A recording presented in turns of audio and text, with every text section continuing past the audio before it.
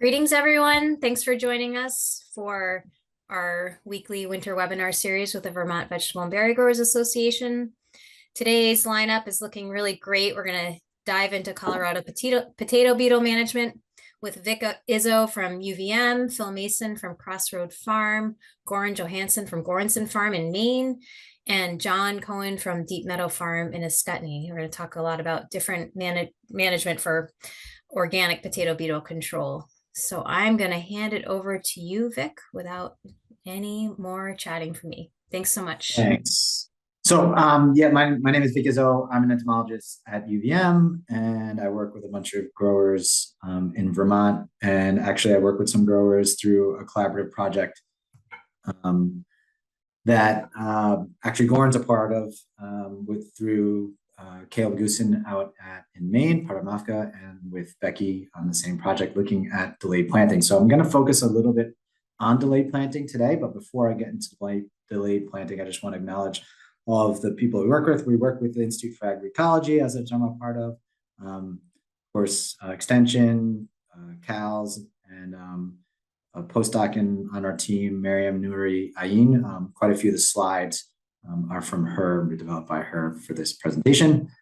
So just to very quickly, there we go, this was in the way, just to go through the basic life cycle of Colorado potato beetle. I found recently in a couple grower meetings that I was in that there was a little bit of misunderstanding about the complete life cycle as far as where Colorado potato beetle go during the season and where they come from at the start of the season. But basically, like many of the resident pests that we have in Vermont, Colorado potato beetle it's overwintering in the margins on the outsides of our fields. So they've actually developed an evolutionary behavior to not overwinter directly as adults in our soils in the fields. And why that developed, it could be because they were trying to avoid some amount of cultivation, or maybe they're more protected on the ends. The reasons for that, there's probably collectively lots of different selection pressures on that.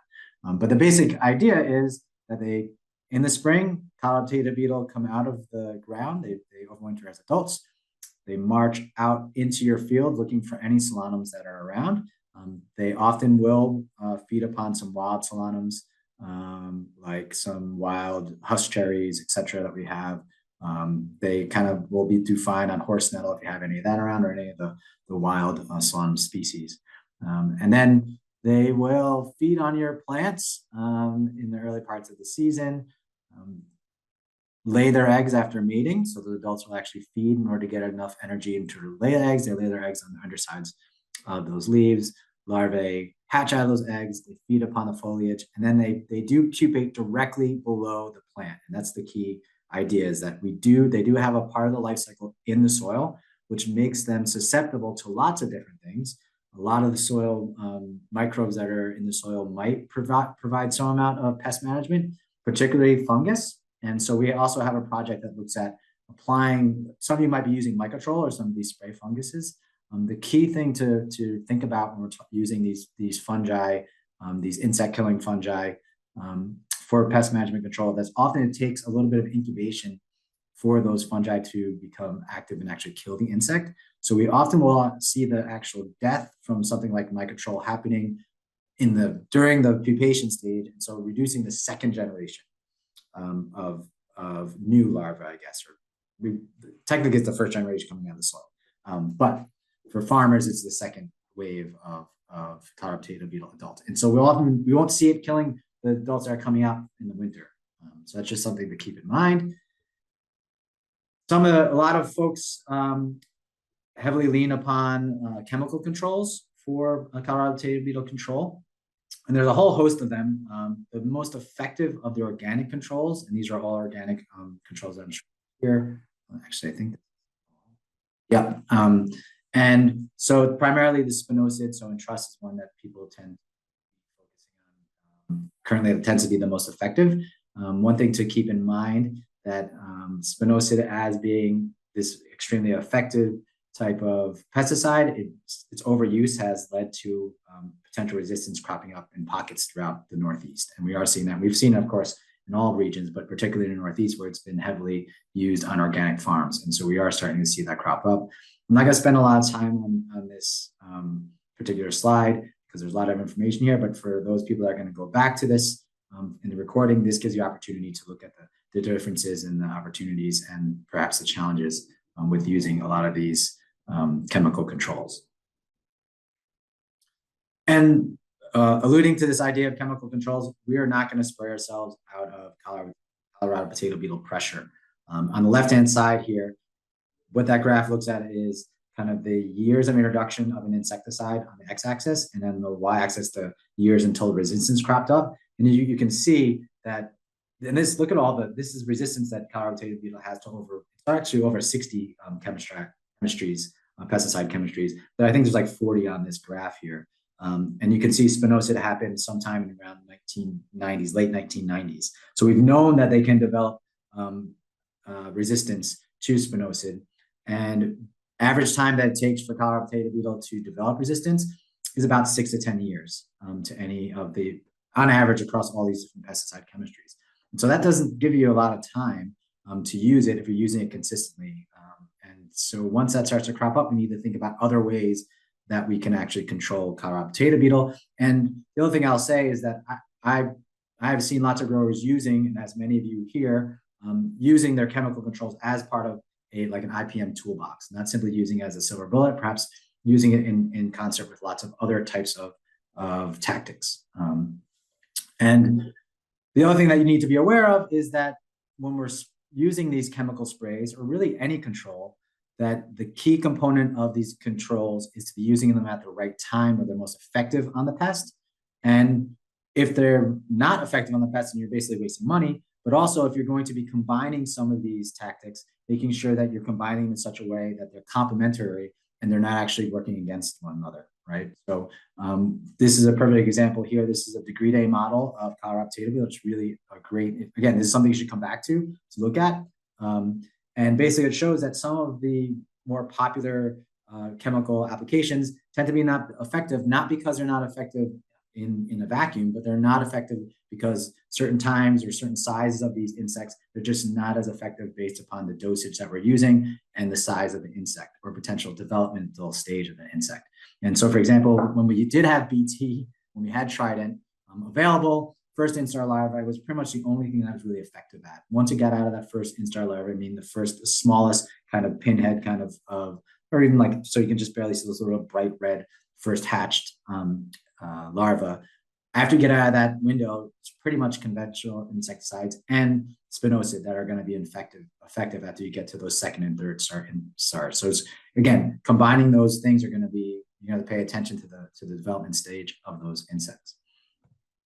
And then another thing you need to pay attention to is that it not only does it matter what stage the insects are in, it also matters what stage the plants are in. What we've learned through a lot of research over the last several years, and I shared this last year on this talk, on this Colorado beetle kind of information session, is that potatoes can withstand quite a bit of damage when they're outside the blooming stage.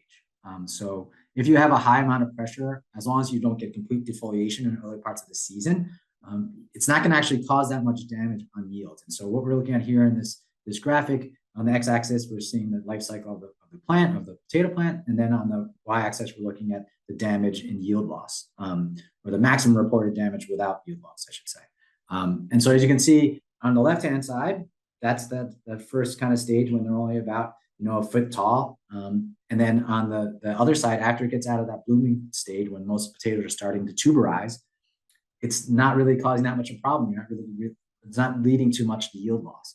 And so the idea might be, when are you protecting your plants? When are the potato beetles out there? And how can we actually use timing and chemical sprays to work to suppress the amount of yield loss? Because we don't really care about the number of beetles necessarily. We care about the impact of those beetles. So and I know a lot of farmers have told me this, that later parts of the season, they'll actually have a ton of Colorado potato beetle, but they haven't noticed that's actually causing a big yield loss or a big impact on their yields. And so this is one of the key reasons why. One thing, a little caveat that I have here on the other, in the starred caveat there, is that if Colorado potato beetle are feeding though on the stems, when we see a lot of stem damage, that tends, at any stage, that tends to reduce yields. So again, not only the life stage or the size of the plant, but what they're particularly feeding upon.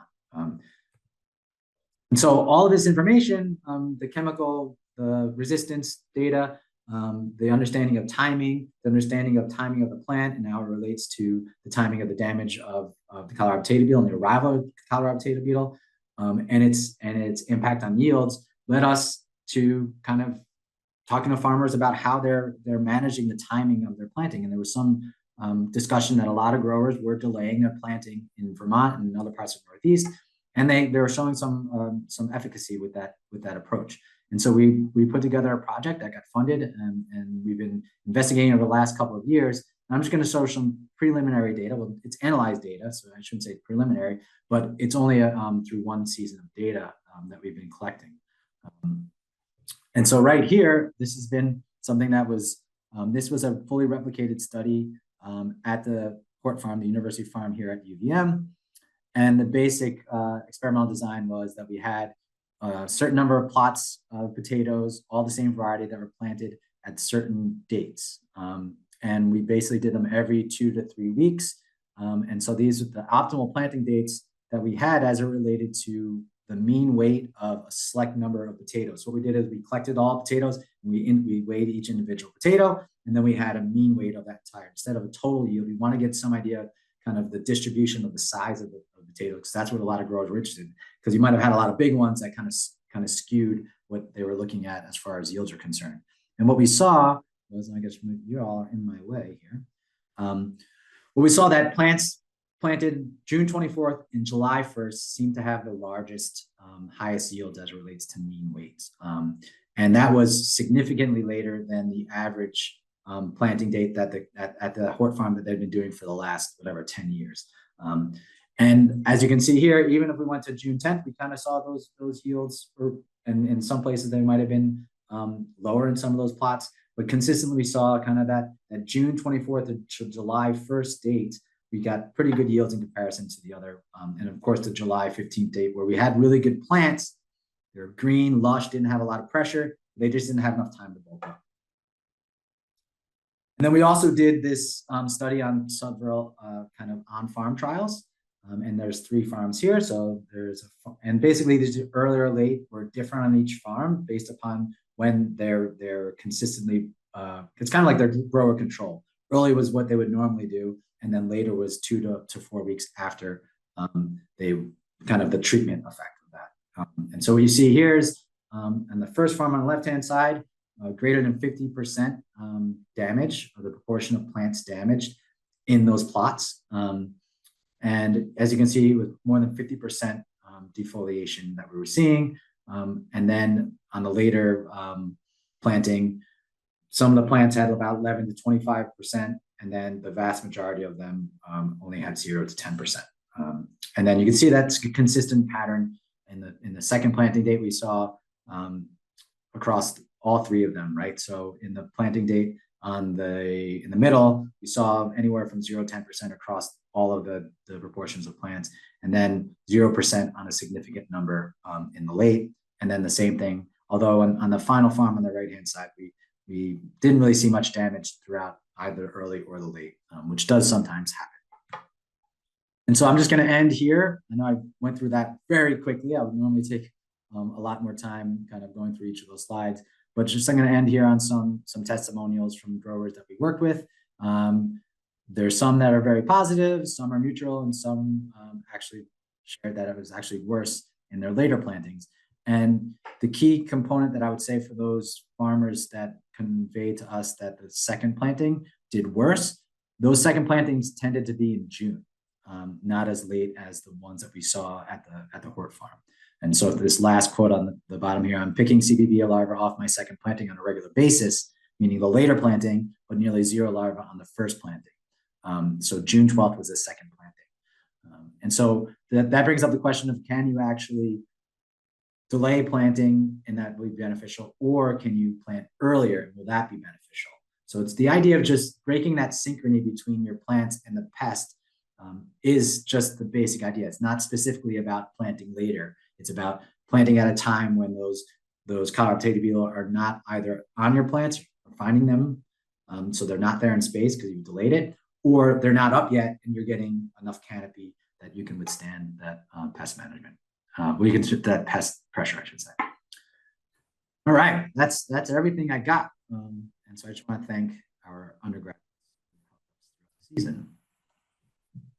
Thanks, Vic. That's a lot of great information quickly. So very appreciative for all you do and all the support you are giving growers on this topic.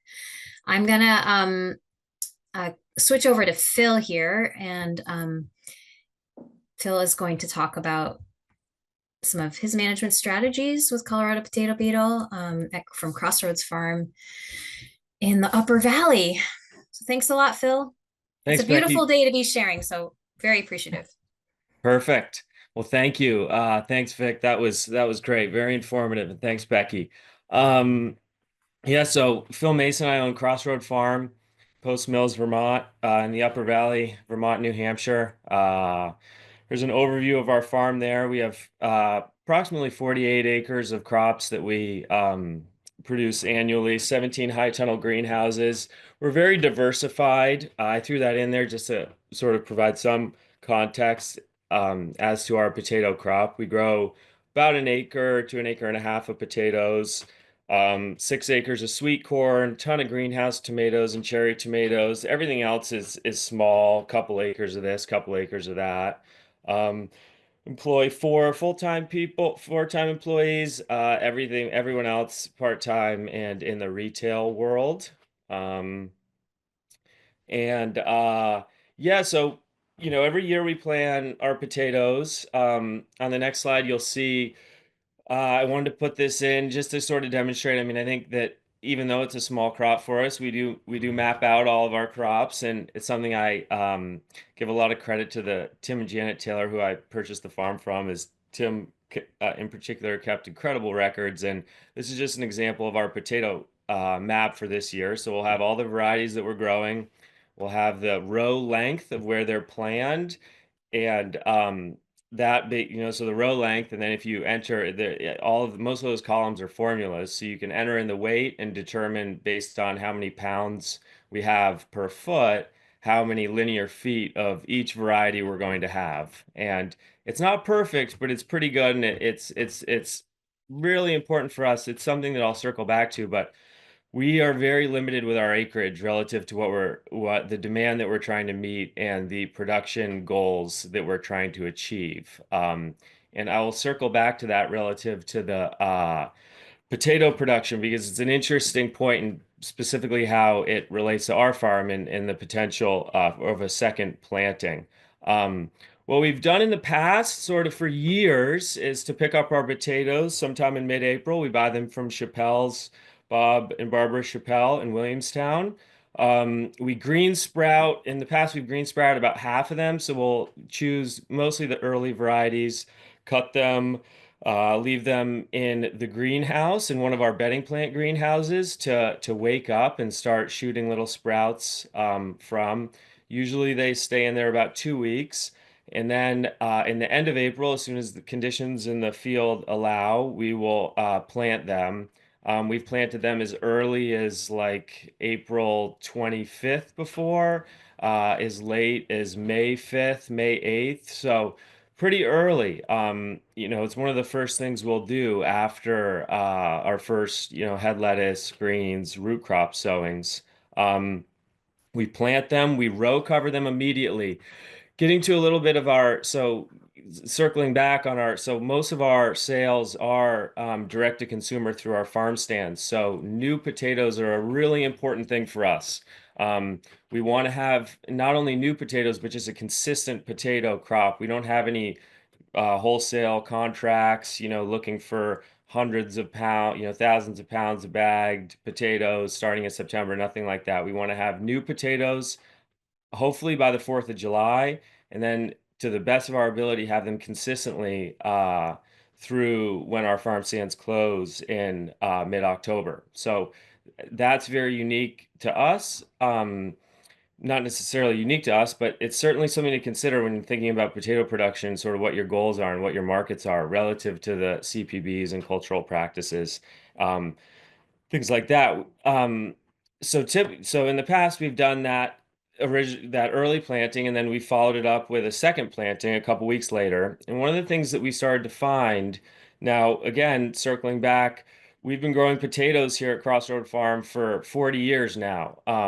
And our acreage, it's all within that footprint of the farm. We don't have any ability to rotate off the farm. So our potato beetle pressure is really intense. I mean, I've noticed it since I've been managing things over the last 20 years that every year it seems like they're coming in earlier and with more vigor, and there's more of them. And we started to find, starting about 10 years ago, that second crop that we would plant sort of in a traditional potato planting date of late May, June 1st, without that row cover, that the spuds would emerge and they would just immediately um, be covered in potato beetles. I mean, if not at emergence, shortly afterwards. I'll also mention that we are a conventional farm, so we're not certified organic, but we strive to use organic practices whenever possible. Our customer base really cares a lot about our growing practices. So it's something we really pride ourselves on, is having as much of a minimal or no spray farm as possible. Um, anyway, these trying to find ways to beat the bugs other than just spraying whatever is the most effective conventional pesticide is a big priority for us, if not like a requirement for us. So what we found, this early crop has been great with the row cover, but more and more as this bug pressure has continued, this we've had to move away and from this second planting. And we the first thing we sort of tried a few years ago was to try to do everything early. So plant all of our acre of potatoes around May 1st, row cover the whole thing, um, and just have these because we've had success with the early planting. Um, this is very difficult for pretty obvious reasons. I mean, row covering an acre plus of potatoes is a lot. It's a lot to manage. It's a lot of work to remove the row cover, cultivate, put it back on. The deer walk through the row cover, they trash the row cover.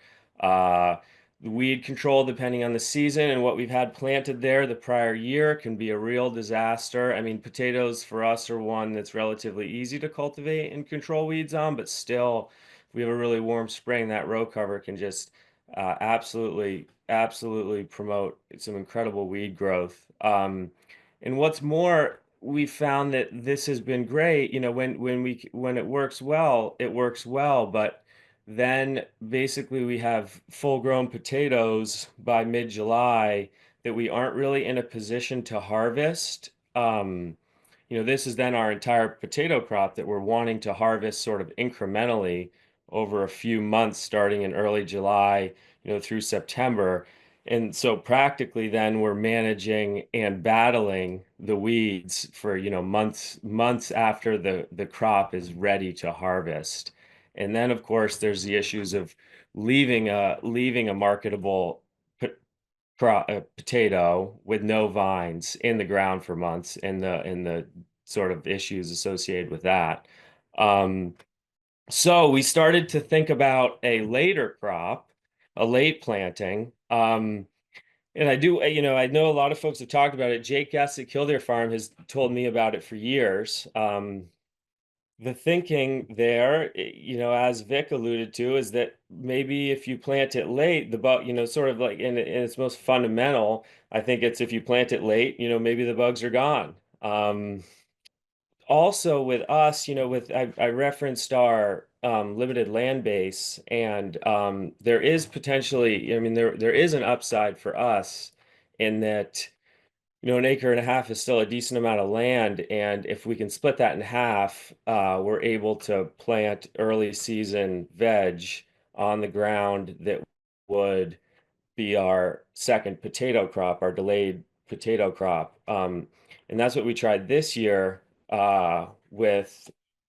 were able to have a shelling pea and sugar snap crop on the same ground that we planted our August 1st potatoes. and I'll get to the July 1st potatoes, and I'll get to that.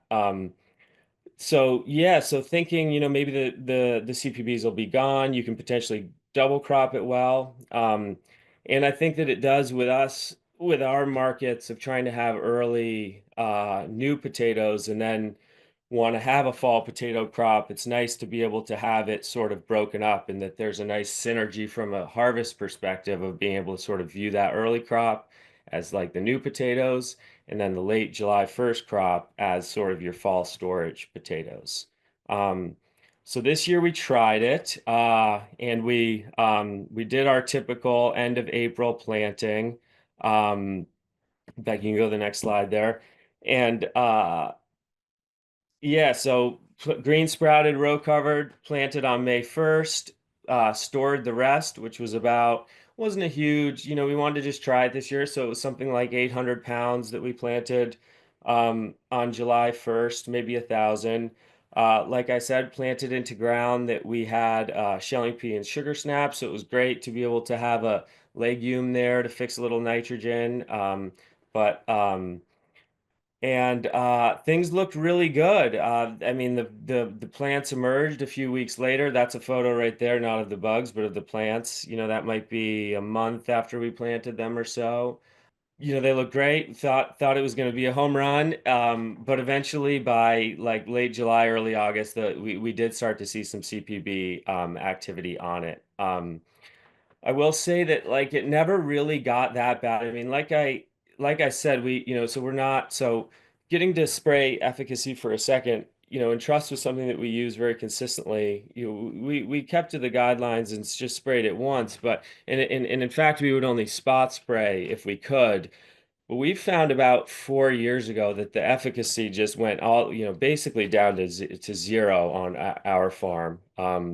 So we have been trying to get away from using that at all. The last few years, we've been spot spraying with permethrin, which is a synthetic pesticide, not systemic. When we have to use systemics, when we have to use synthetics, we always try to stay away from the systemics. That's just a preference of ours. But so we did end up spot spraying this second crop this past year in 2024 with permethrin to control what bugs were there. But compared to anything that we have planted in sort of the recent, in any of the last 5 to 10 years, the bug pressure was significantly less than anything that I've seen in sort of the June, July, early July timeframe on a crop that was planted in late April or early May. One of the things we've noticed is that even if you can get good control, even when we could get good control with entrust on our early crop, you'd have good control for a week, and then, like I said, our Colorado potato beetle pressure is so high that there would be multiple rounds, so you'd have it under control, and then you'd go out 2 weeks later and you'd see more instars, and it was like it was never ending, and I think that when you can't rotate off the farm or been growing potatoes, sort of in a way, without a lot of spray, as long as we have, the later planting is definitely something that we'll continue to experiment with and incorporate in an effort to get, a fall potato crop, because I just think for us it's not going to happen with anything planted early. There's just too many bugs and there's too hard to control. One thing I thought about was to incorporate the use of the row cover on this late planting. Frankly, we do so much row covering of sweet corn and lettuce and potatoes and sweet potatoes that the prospect of having a row, it's like one of the best feelings in the spring is putting all the row covers away. And to have to get another one out on July 1st to cover potatoes is not appealing. But I think that definitely could work because, like I said, once you get to, I mean, when you finally get to like early August, the bugs really are gone. And one thing I've noticed too is just, I mean, everyone's noticed that these last couple of years, these falls we've had have been so conducive to growing. So I think that that's something that should be incorporated into the calculus as well, is that seemingly September, I mean, even in contrast to some of these Junes, I mean, September, late August and September can be fantastic growing months. So if you can get, if you can get that potato established and growing, the bugs are gone and you're just in good shape. I mean, not to mention that they can't, they do seem to hold up well to a frost, so you don't really have to worry about upper 20s, mid 20s if you get it in September, and then, harvest in October and you have your fall potato crop. So we'll definitely be trying this again this year, leaning into it a little more. It's great to see those planting dates from Vic there, and I think that July 1st is our is our date that we'll be trying again. So um, yeah, I think I covered most of those takeaways there. And yeah, happy to answer any questions. I think I've covered most of it there. Thanks so much, Phil. That was great. Great farming. Nice job. Really appreciate all the way you're able to synthesize what you learn in a very busy life. So I'm gonna move right along to Goran, and then we'll have time hopefully for a conversation. So Goran is joining us from Maine and did a great talk at the New England Vegetable and Fruit Conference. So I'm really happy that you're willing to share again. So thanks a lot. Yeah, definitely. Thanks everyone for jumping on the call and taking time out of your spring to listen to us all talk about CPB control. This is our crew during the summertime. We have about 26 plus folks, and we're growing around 35 acres of cash crops. And then we have another 60-ish acres, 50 to 60 acres in cover crop. Each year, similar to Phil, we are a very diversified farm. We focus on tomatoes. We have a lot of greenhouse production, leafy greens, carrots, sweet potatoes, and regular potatoes. We grow between 3.5 to 4 acres, and a quarter of them are sold fresh. We do a lot of farmers markets. Do have quite a demand for new potatoes. Over the years, we've definitely noticed we've been growing organically since the mid 90s. Before that, the farm was a conventional farm, and my parents transitioned it over to organic. Before that, my grandfather grew around 80 acres of conventional potatoes. So our land has a long history since the 60s of growing potatoes, and since the mid 90s growing them organically. What we found is definitely a resistance to entrust. It has been our main tool for controlling Colorado's for as long as I can remember. And I'd say maybe around 8 years ago, we started really noticing some resistance to it. We just weren't getting the knockdown that we normally would. So we began looking at other methods of controlling Colorado's organically. For us, that we turned to flame as our means of control. So we have a couple different ways of doing that. For that first emergence of adults, the overwintering adults will flame when the potatoes are emerged and around softball size. You don't really want to flame any later than that. For this, we use this piece of equipment that you're seeing in the photo here. It flames the whole bed top. It's weed control as well for any germinating weeds.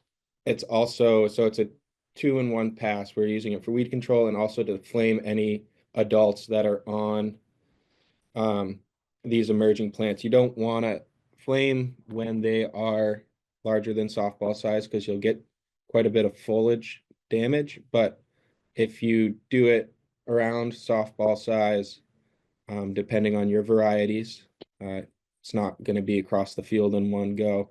You need to time it. You won't set your plants back that much.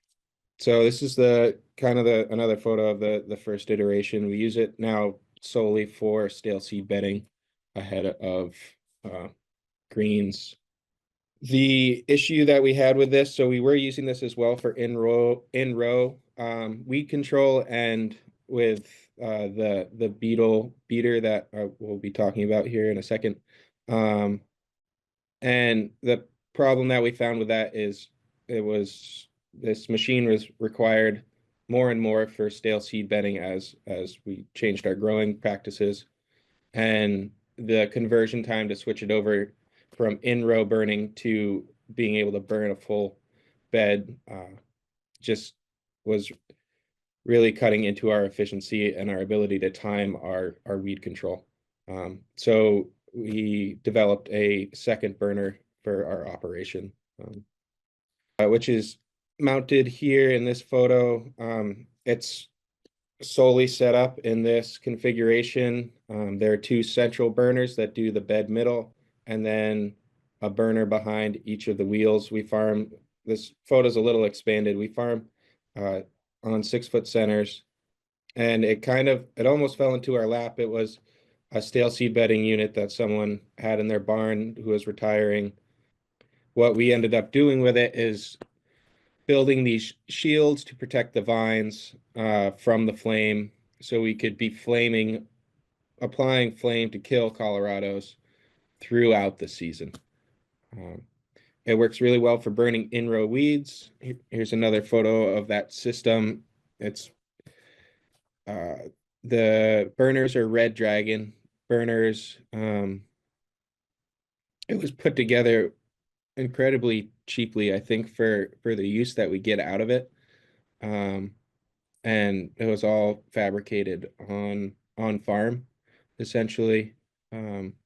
So we had to purchase some hoses to add some more burners and just modify it to work well for our farm. Yeah, so I think we have around 2,200 into it, into the burner unit itself. The method in which we remove the Colorados from the plants is very simple. This is just some 1/2-inch EMT that you can buy at your hardware store that's welded into an X. We have front 3-point hitches on a few of our tractors, so we use that in conjunction with a mid mount, another piece of conduit that moves the plants left to right. And this movement, with a little bit of ground speed,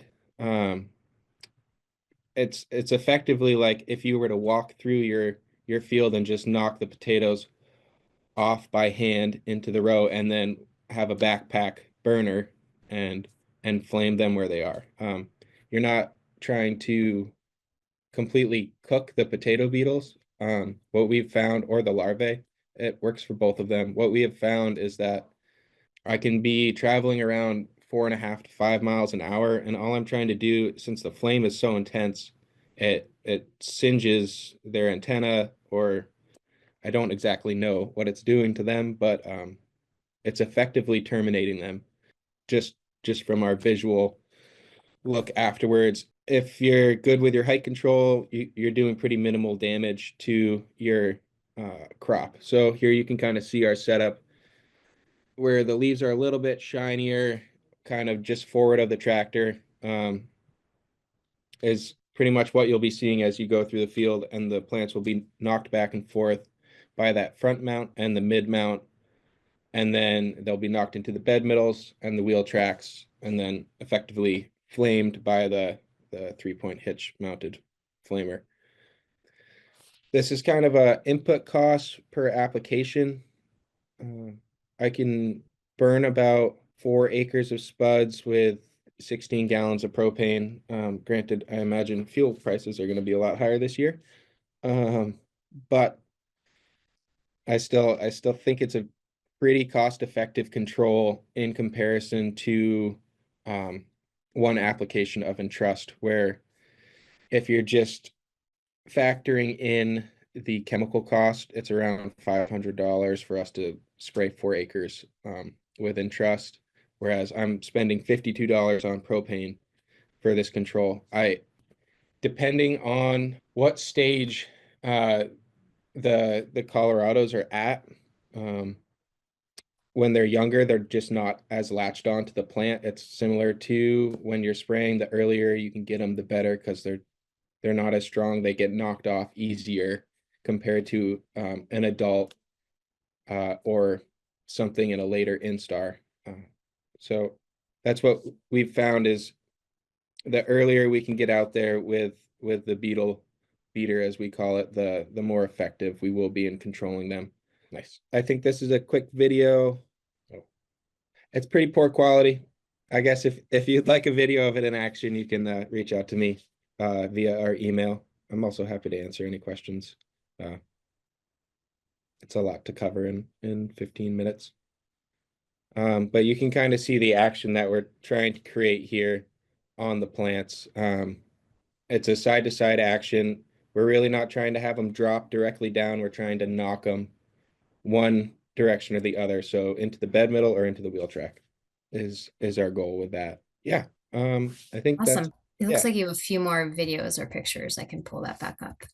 There are some questions in the chat. Jon Cohen, are you here? I didn't see you.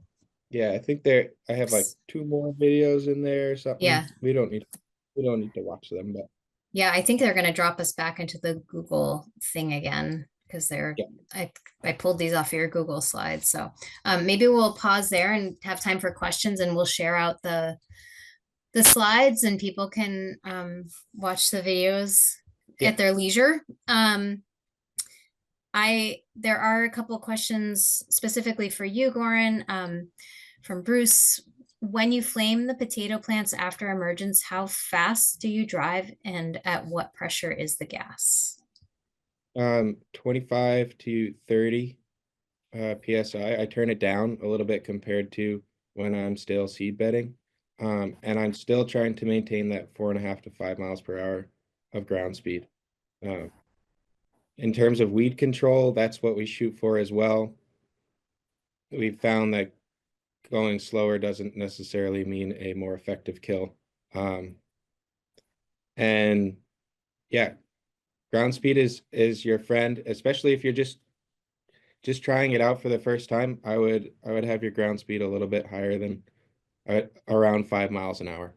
Ben's asking, for the weed bug flamethrower, is there or was there initially any fuel leakage or residue that has affected the soil or crops? No, I leak check all of my fittings. So to be honest, I wouldn't want to be operating it. I've had like one, it's all vapor, propane vapor. I've had one leak and it was very frightening for me. So I'm never gonna, I leak check everything. Good answer. Good answer. This is being recorded. And yeah, I guess a point I didn't bring up in my talk is this means of control is, since you're driving down every single bed, once your plants vine into your wheel tracks at all, you're going to be doing more harm than good, because you're driving over your vines. You're creating that stem damage that is significantly reducing your yield. So once we've gotten to the point where we're at canopy, my only means of control are then spray, and we've been trying to stay away from Entrust and just using Azera or some kind of neem for control. And did you do like what do you do 2 planting dates? Like, did you try the late planting date? Yes, we haven't tried a July planting date. Our late planting date is just a couple weeks after our first planting. We try to get our new potatoes in, and then the rest of the. Thanks. And then Phil, Andy's asking you, what varieties were you growing in the late planted slot, and did you find they were able to mature fully? Yes, we chose this year. So yes, last year the thinking was, because of the limited growing season, we would try the earliest varieties. So we tried Envol for white, Satina for a yellow. Yukon Golds earlier, but that one doesn't have great yield potential in our experience. And then Red Norland for red. And the yields were, I don't have data on the yields, but the size, I mean, it was really impressive. They were fully mature. I mean, on voles like the size of softballs, really incredible. And that was by mid-September. And we needed the potatoes, so we dug them, but so this year we will try some later season varieties. So we'll try like some crescents and some German butterballs and some longer season potatoes, just thinking that they can, we'll continue to grow them through September and into October before we harvest them. So hope that answers the question. Great, thanks. I think if anyone has another question, they can ask it out loud. Vern also offered to share his video from Jon Cohen, who's unable to join us this afternoon. I did just put in the chat Chris Callahan's blog post about a variety of mechanical controls that have been used on farms. Yep, that's John's model from last year. And I think he's been tweaking it, but yeah, those plastic strips flip around, knock things off the plants and into those containers, and you can see how they ride along in the field. So I'll be interested to see how you folks over in New York modify this to make it work even better.